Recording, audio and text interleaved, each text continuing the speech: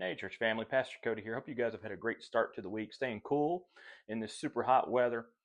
I just want to take just a real quick moment to draw our attention back to this past Sunday as we gathered together and we studied Micah chapter 6, the courtroom of God, as Micah has continued to uh, really explain what's going on in Israel.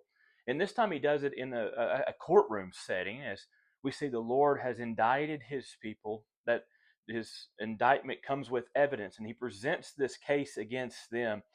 But also, then we see the verdict. At the beginning, we see that the people of God have been in rebellion, and God calls them into the courtroom to stand and give an account, to stand and give judgment. But God does not give empty accounts. Or accusations. He calls them to testify, and the witnesses are creation. He calls the mountains, he calls the hills, he calls creation itself to testify because creation has witnessed covenant rebellion from Israel, but also creation has testified to the goodness of God, God's faithfulness and his blessings, and his faithfulness to keep his promises. So, who better to stand as witnesses to hear the testimony against the people of God?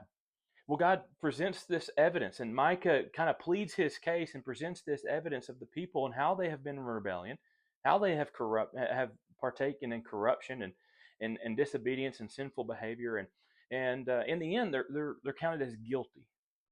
The verdict and the sentencing comes down as guilty. There's punishment going to happen. We know that the Lord will keep a remnant for Him, a faithful remnant in Israel. But we know that they are found guilty. But the courtroom of God is different than any other courtroom. That God sends a substitute to take the place of the guilty. And that's what He does for you and I. Every one of us will one day stand before God and give an account. But if you're a child of God, you won't stand before a holy judge and a holy God and be declared guilty.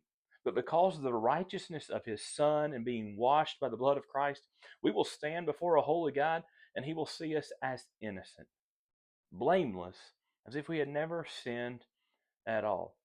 At the end of the service, we said there's only two positions to be in. Are you going to stand before God on your record, which is a very bad record, not worth standing on?